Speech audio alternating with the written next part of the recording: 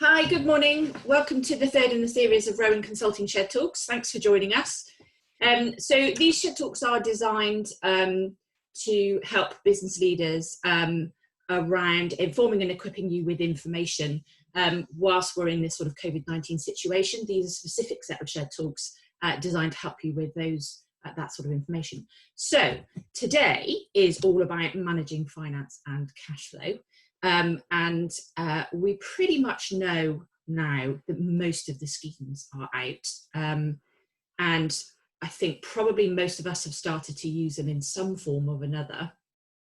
But what we wanted to do today was just really take it to a sort of slightly different level. We want to know, are they working?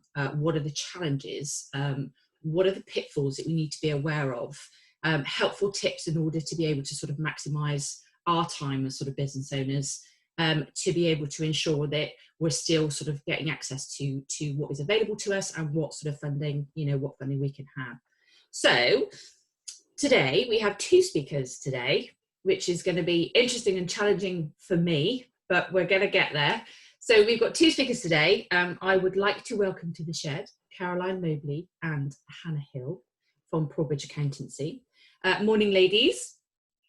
Good morning.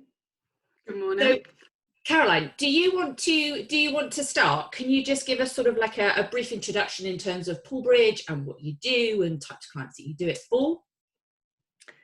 Right, okay, so I'm Caroline Mobley from Poolbridge Accountancy. We're out at West Huntsville, and we are an accountancy practice. And I think, it's fair to say accountancy has changed quite a lot over the last few years, and whereas obviously a lot of our time is still spent with the compliance side for HMRC and Companies House and tax planning. Most accountancies now have become more business advisory, a lot more reporting, management reporting with management accounts, cash flow, forecasting, budgets. And we spend a lot of our time helping people with the reporting side of things. And once things moved to cloud accounting, it became easier for us to access people's data and support them more closely. And that's what we spend a lot of our time doing. Okay, brilliant. Thank you. And I know, we've had sort of a relationship in terms of from an accounting perspective for a number of years.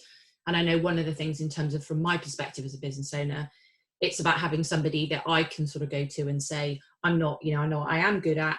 I don't necessarily know this side of it, so you guys can just deal with that for me. So I think that's important to sort of say that, having sort of an accountant who, when you want to concentrate on your business, having somebody that you can then sort of have a partner with who can pick that up is invaluable. So yeah, it's been a good couple of years for me, so I don't have to deal with it. That's good to hear. Okay, so we're going to talk about a couple of things today. We're going to talk about the job retention scheme, and Hannah's just going to talk to us about that in a second. Then we're going to have a quick jump into the business loan system, which Caroline's going to talk about, and then we're going to have a very, very quick look in terms of sort of VAT and the delays in the payment, etc., and some pitfalls around that. So Hannah, let's talk job retention scheme, which I'm sure you have spoken about heaps of times. But yeah, let's just sort of have let's have a quick chat about that. How does it feel for you? Because I know you started using it this week. What's your experience? How does it feel out there right now? Okay, so the portal went live on Monday, and claims have been going in. The initial reactions are positive. So far, we haven't crashed, so that is positive. And they have actually made the portal really simple to use when you're in there. So I think that's really positive. And I think the other positive for us on the accountant side and for people is that the portal is closely linked to the information they already have at HMRC. So for example, if you were to do the claim and say you had 3 employees, but actually on your RTI submissions you've only got 2, the portal is stopping you at that point and saying, no, you don't have that many employees. So it's not allowing false claims to be going through on the initial stages, which I think is positive to help the normal claims go through quicker because they're not dealing with incorrect claims as much. Yeah. that's real positive. Yeah, and I think, you know, I think generally, I think the press has been quite good, hasn't it? You know, I've heard some sort of positive stuff in terms of sort of clients and, you know, and from a press perspective, from a press perspective, I think it's gone quite well. So are there any sort of nuggets of advice or little things that you found whilst you've been using it that you would say just be cautious of this? Yeah, so I think the main things will be make sure you've got the information ready before you're making the claim.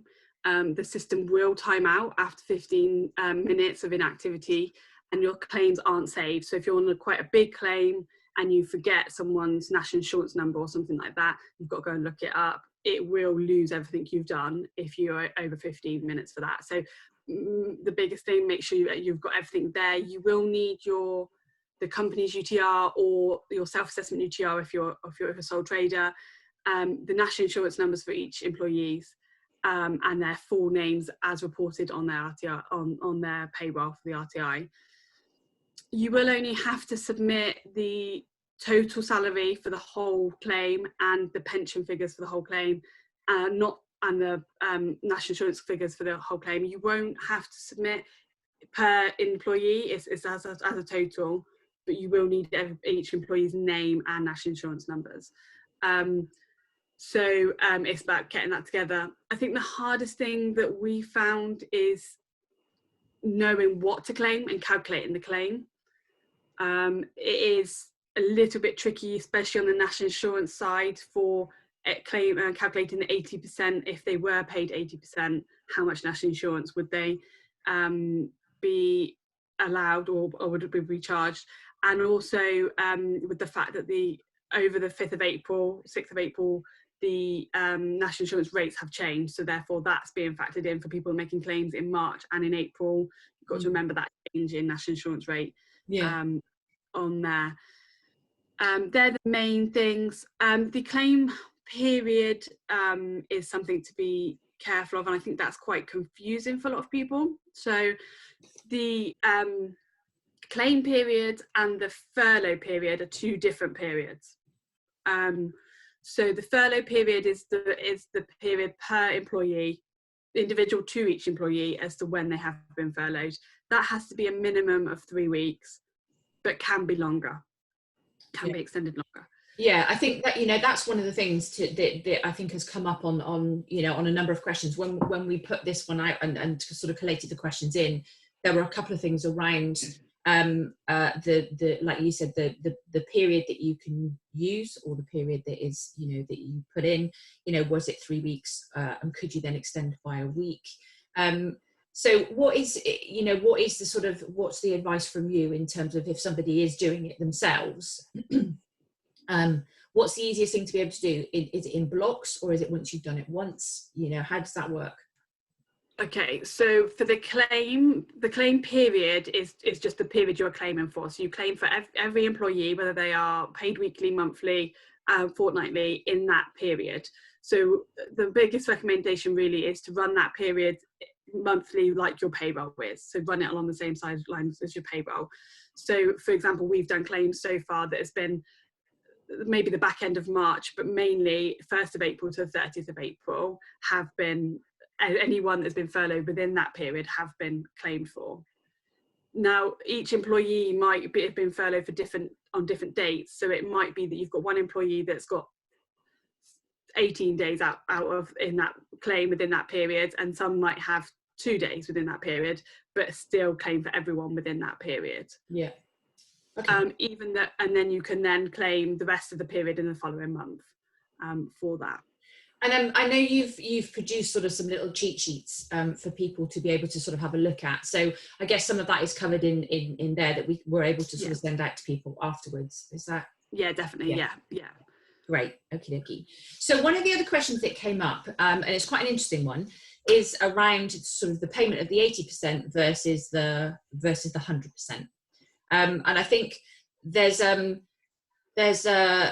expectation, obviously, or the requirement is to pay sort of 80%, but there's a little bit of sort of, you know, should I be paying 100%? You know, do I pay 100%? Is it right to pay 100%? So I think there's a procedural part versus a sort of ethical company perspective of, you know, you know, what's everybody else doing? What's your feel in terms of that balance of 80% versus 100%?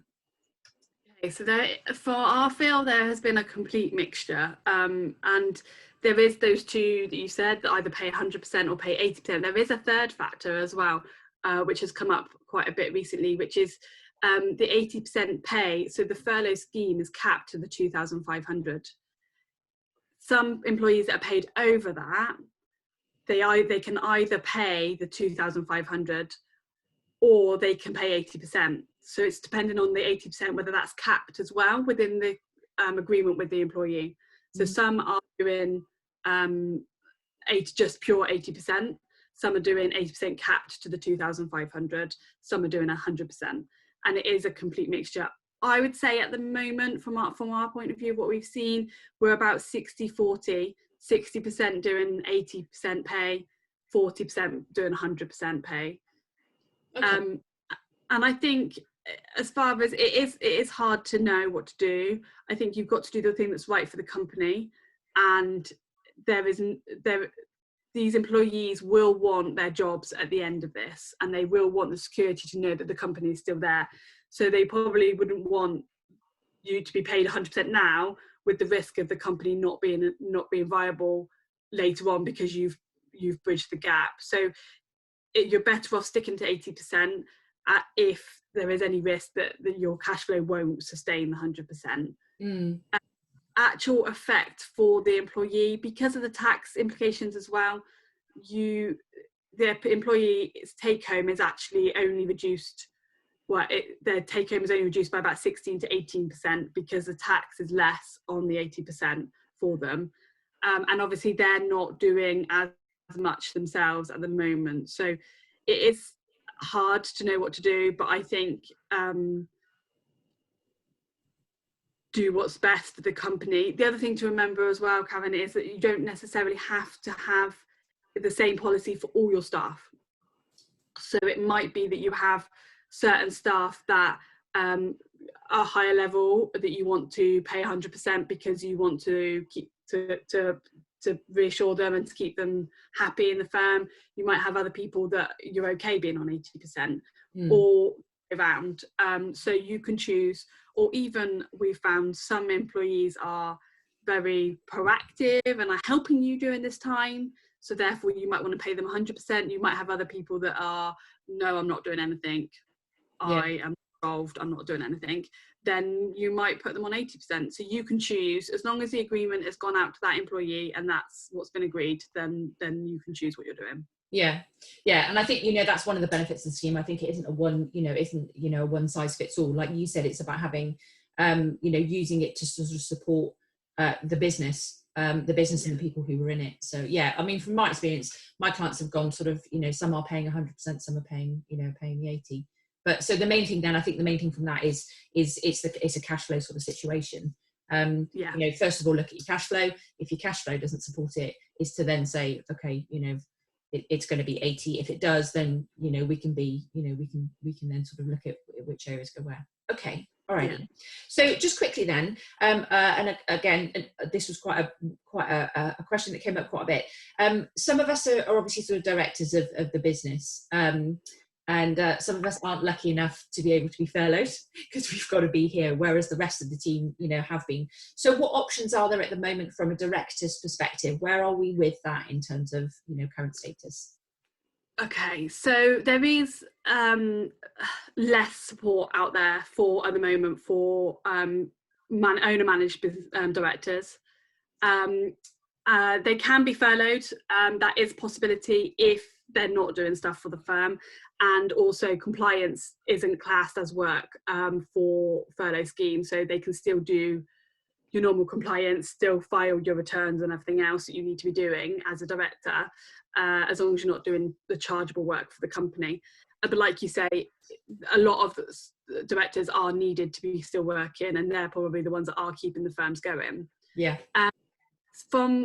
There has been a lot of uncertainty about this, and there has been a lot of call for more support from directors, and that is understood. But just to give a little bit of background on this, the Chancellor made it quite clear on one of his announcements about when he was introducing the income support scheme for self-employed, that there is a gap between what national insurance employed staff pay versus what national insurance self-employed pay. And along the same lines, there is a gap between what tax and national insurance employees and self-employed pay compared to directors. And because they have been able to reduce down their tax bills by using dividends at a lower rate without any national insurance, using the PAYE scheme just to the cap of the personal allowance or the national insurance threshold if they don't have to make contributions, their contributions they're making to tax purposes is reduced. So that's one of the main factors. The other main factor is being able to dictate, to being able to see who is still making profits and who's not, to be able to help those that aren't, is quite tricky for them to set up a scheme anyway. But the contributions levels are reduced, so that's why they're not concentrating on support for those people. I think the main thing for you guys is to make sure that the company can support you as much as they need to. So keep up ideas, keep up trying to make chargeable stuff at the moment as much as you can. Think outside the box with what you're doing. People starting doing deliveries when they weren't doing deliveries before for that sort of trade. Offering extra services and support. Try and keep income coming in enough to cover you and what you need personally, or use the loan schemes if needed. But yeah, other than that, there isn't an outside scheme, and I really can't see that there will be one introduced now. No. And I think, conversation, I think it is, directors of the company is, you're in it, we do it because we want to. So yeah, I think it's not really designed for us, but just an interesting one that came back when we put the questions. Yeah. And there has been a lot of call for it, a lot of petitions and stuff like that to try and help, but yeah, unfortunately not at the moment. Yeah. Well, I think they've got enough. I think they've done enough. In fairness to them, my personal opinion is I think they've done particularly well in the current situation. So I think we can let them off. Yeah. Okay. So yeah, we quickly sort of touched there on in terms of the sort of the business loans. But I think, so just to finish your part off then, Hannah. So I think there's a couple of things I noted down from when you were talking, which is first one is be prepared. Make sure you've got all the information with you before you start accessing the system, because it's good, but it's got a timeout on it. So be prepared, make sure you've got all the information, look at your claim periods, and just basically have all of the information there. So thank you for that. That's really, really helpful. Okay, let's talk business loans then, Caroline. Let's hand over to Caroline. There's mixed reviews about these, I think it would be fair to say. It depends on who you listen to. It depends whether, I think Sky News described it as catastrophic, but it seems that Sky News classify everything as catastrophic, I think would be fair to say at the moment in terms of their reporting. So on a positive side then, in terms of sort of the business schemes, locally, I think we've heard that there have been some success stories and it has worked. People are still very unsure, I think, about what they need to do. That's the sort of thing that I've picked up, is that they still don't know. There's a sort of a slight nervousness in terms of accessing that sort of information. So again, what's your feel in terms of those business loans at the moment? What's your experience having used those systems this week?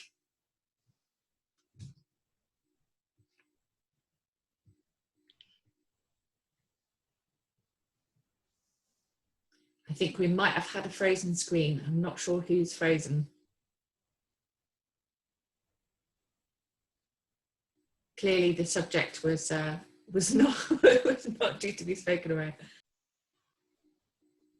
Hello, we're back. There was a slight glitch there where we all froze. I wasn't quite sure whether it was the subject we were talking about or whether it was just me. Yeah. Anyway, we mentioned business loans and the whole system shuts down. I'm not sure whether that's a reflection of what's going on. Okay, so yeah, mixed reviews. I think where we were is there was mixed reviews. Depends on who you listen to. But what's your experience then, Caroline? What have we seen, in the market at the moment? Yes, definitely mixed reviews. So yes, there are some success stories. There's a lot that aren't. And I think the main thing is businesses that were doing quite well before this happened are the ones that are actually able to borrow more than the ones that were struggling a little bit beforehand. So really, if you would have been viable, and eligible for a loan before this started, you would be now. If you possibly weren't, or a little bit borderline, then unfortunately you probably aren't.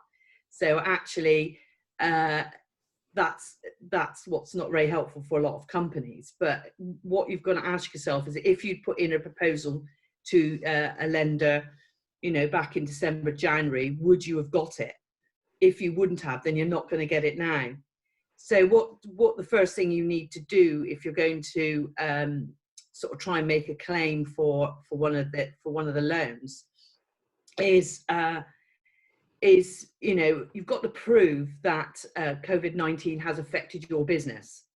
And to be able to prove that, then they will ask for a cash flow, which shows what was happening sort of in the last 6 months and what the next 6 months going to look like, so that you can prove what the difference is because of COVID-19, not just because of your usual trading.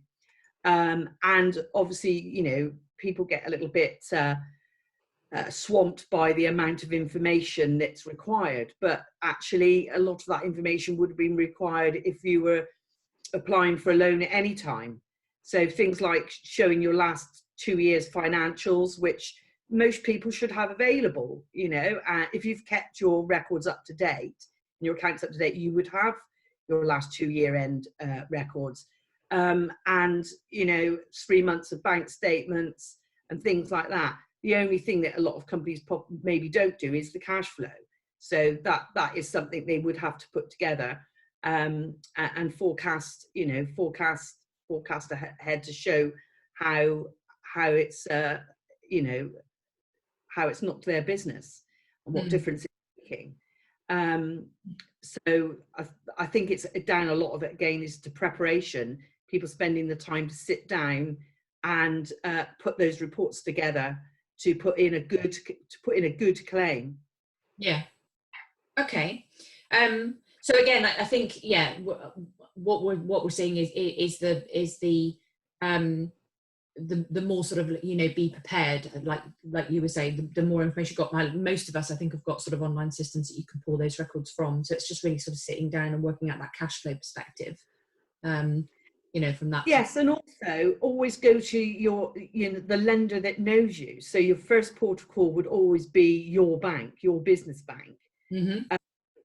Someone who knows you, knows a bit about your business, that would be your first port of call before going out to other types of lender. You really want to stick with the person that knows you first. Okay, so if you're not able to get that access to that sort of information, then or that scheme, what other options are available if you don't want to do that, or there's other things. What other things can they access? Well, there's lots of other different types of loans, like there always has been. So if you've gone to your lender and they've said no, you then could go to lots of other providers, to people like Funding Circle and all this sort of stuff. There's loads out there. They still need quite a lot of the same information from you, and their rates are higher. So the CBILS loans, the whole point of those is that you get first 12 months interest free, and quite a lot of them are offering 12 months of capital free repayment holiday as well, and things like that. If you go somewhere else for a different type of loan, you're unlikely to get that sort of support, but you probably can get a loan at a much higher rate. I've got to be a little bit cautious, as if you're going to go down that route, do you know when your cash flow is going to improve to be able to pay back? Because obviously, these are loans; they're not grants. So I think you've got to be a little bit cautious. I think I would spend a bit of time, you know, looking at my cash flow, looking at all my overheads. What can I pause? Who can I contact and say, can I have a holiday from this for 3 months? You know, will my landlord help me with my rent, or let me pause it, let me reduce it for a period of time? Because obviously a lot of people aren't using their offices at the moment. Yeah. I think, you know, I think before, I think I would go to my usual lender. If that's not worked out, I think I would really look at the business more as a whole and see what other things, cost-wise, I can stop. You know, have I furloughed the staff that I'm able to furlough? Have I checked whether, you know, I'm eligible for one of the grants with the business rates and different things like that? Have I done all of those things first before automatically then looking for a loan that would have a high interest rate? Yeah. Yeah, and I think that's the thing is it, like I said, you know, taking out loans is you know is a you know serious business decision, isn't it? I think you've got to take it in you know, in that vein. Okay, so some interesting stuff in there in terms of sort of lenders, cost reductions, and then sort of grants and things. Then, so let's sort of just finish off in terms of sort of some advice then. So there's two sort of areas here. We always ask our speakers to give sort of 2 tips that you would give people right now that they could use in terms of their business. So something if they got up tomorrow morning and, you know, wanted to do something quick and easy in terms of the advice that you've given them.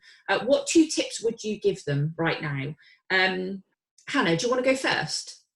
Okay, so my 2 tips are forward plan as much as possible. Your cash flow, give yourself time to know what you're going to need and when, so that you can have time to apply that and put that through. My second tip is be imaginative and think outside the box with your company. Try and keep things moving, try and get ideas out there, keep yourself in front of your customers so that you can keep your business going.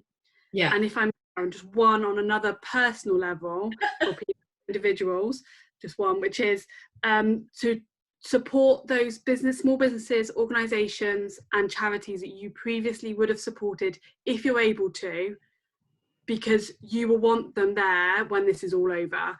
And I think a lot of people aren't necessarily doing that, and small businesses won't be available or won't be there in the future. Yeah. Good. Yeah. Good point. Very good point.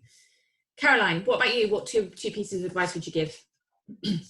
Oh, it's definitely to prepare your data. You know, it's definitely to sit down, look at your business, every overhead, every cost, put together a cash flow, whether you need it for a claim or not. So, you know, for support for yourself to actually look, where's your money going? And because if you're not having a problem now, there's nothing to say that in 3 months that problem might hit you then. And I think that's one of the biggest concerns, is people getting through now, but actually things, you know, accumulated, and we're going to see a lot of businesses struggle later on. The other thing is about deferring. So a lot of people obviously deferring their VAT payments and that. Be careful what you do defer. Defer your VAT, don't defer your PAYE. And be careful. So if you are still working, you're still generating income, and you're still able to pay things, pay them. Don't automatically defer everything, because the problem here is you can defer your VAT payment. Sorry, you can defer your VAT payment until January 2021. Now, for a lot of sole traders, that's when their self-assessment tax is going to be due. And what's going to happen is everything that's been deferred is all going to become due at the same time. And I think that's when we're going to see a lot of problems, you know, at that stage. And also with VAT deferrals, defer, but don't forget to submit. A lot of people are thinking you don't need to submit. You have to submit, defer the payment, cancel your DD, because otherwise it will automatically go. Yeah. Okay, alrighty. A lot of information in there. Huge amount of information. Sorry. No. It's all really good stuff. I've been scribbling notes as we've been talking. And I know that for anybody who is interested, there is some cheat sheets and some practical sort of hints and tips that you guys have already done very kindly for us in terms of which scheme is right for me and my business, process of submitting the job retention scheme, and access to funding. You know, what do you need to do and what do I need to prepare? So I know for anybody who is interested, we can make that information available to you. You just need to subscribe to the mailing list, which is if you go to our website, which is www.rowanhr.com/contact, and then fill in the subscribe form at the bottom of the email. Once you do that, we will make the sort of the full discussion and also the paperwork available to you. Thank you, Hannah. Thank you, Caroline. Really, really interesting. Like I said, a lot of information in there, which I think will be very, very helpful. So thank you both for joining us. If you do need anything else or any other information, you know, I know that Poolbridge would be very, very happy to, you know, to help you, and we'll make their contact details available to you. Thank you very much for joining us. This has been a Shed Talk by Rowan Consulting. If you like what you see, please feel free to share via your network. Thank you, Hannah. Thank you, Caroline, and we will see you. Thank you, Karen. Very soon. Thank you, Karen. Bye-bye.